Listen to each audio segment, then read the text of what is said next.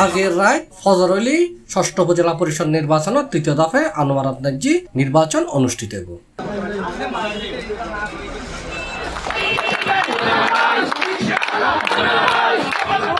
নির্বাচনগিরি আনোয়ারাত অবাধ সুষ্ঠু এবং নিরপেক্ষ ভোট গ্রহণের লাই ব্যাপক নিরাপত্তার প্রস্তুতি সম্পন্ন করছে নির্বাচন কমিশনে। ইতিমধ্যে মঙ্গলবার ঝড় বৃষ্টি উপেক্ষা করে ভোট গ্রহণের লাই কেন্দ্রত পাঠানো এই নির্বাচনী সরঞ্জাম। কঠোর নিরাপত্তার মধ্য দিয়ে নির্বাচনী সরঞ্জাম কেন্দ্রত লয়ে যান নিরাপত্তা বাহিনীর সদস্য এবং নির্বাচনের দায়িত্বপ্রাপ্ত। এছাড়া ভোট সাইটটায় ফাটানো হইব ব্যালট পেপার, সাথে থাকব প্রিজাইডিং কর্মকর্তা, সহকারী প্রিজাইডিং কর্মকর্তা ও আইন শৃঙ্খলা বাহিনী।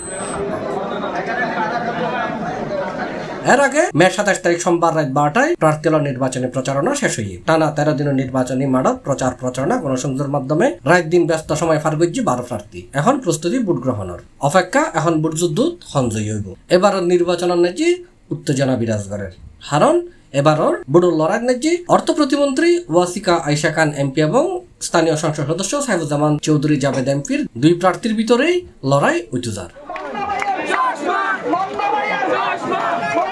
আর এই লড়াইয়ে গিরিয়ে দুই পক্ষ নেতাকর্মী হলে টান টান উত্তেজনা আছে।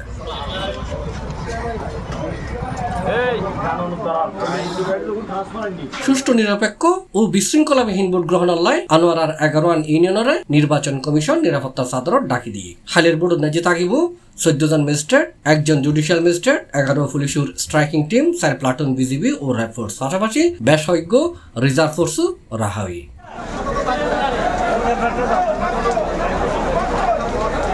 আনোয়ারার 11 ইউনিয়নের 74 কেন্দ্র ব্যালট পেপারের মাধ্যমে ভোট গ্রহণ অনুষ্ঠিত হইব। এই উপজেলা 2,33,109 জন ভোটার আছে। এর মধ্যে 1,23,888 জন পুরুষ এবং 1,09,221 জন মহিলা ভোটার।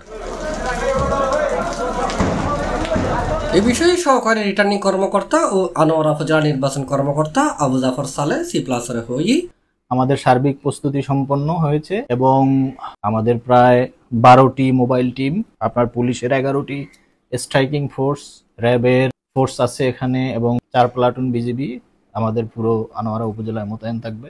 এর বাইরেও আমরা রিজার্ভ কিছু ফোর্স রাখবো। তো সার্বিক পরিস্থিতি ভালো।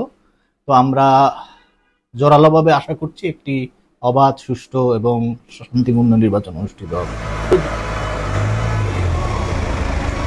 C+, চট্টগ্রাম।